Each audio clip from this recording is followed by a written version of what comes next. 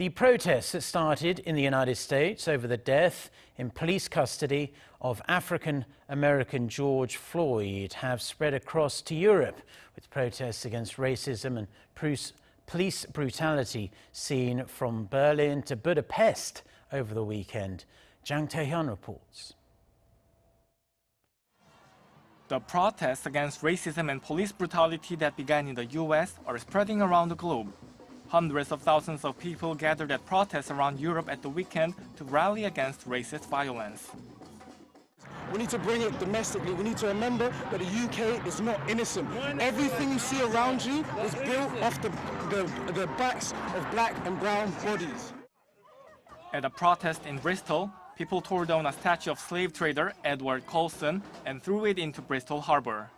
Amid reports of several injuries to police officers in the UK protest, Prime Minister Boris Johnson said that while people have the right to protest, they have no right to attack the police, tweeting, "These demonstrations have been subverted by thuggery, and they are a betrayal of the cause because they purport to serve.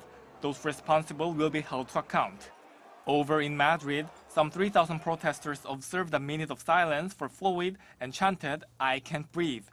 Demonstrators also gathered in Liberty Square in Budapest on Sunday and knelt in silence for 8 minutes and 46 seconds, the length of time Floyd was lying on the ground with a police officer's knee pressed down on his neck. It is really sad what's happening in America, and I'm glad that we are all taking a stand all over the world because enough is enough. 15,000 protesters gathered at Berlin's Alexander Square, and in Rome, people filled the Piazza del Popolo Square calling for justice for George Floyd. Jang Tae-hyun, Arirang News.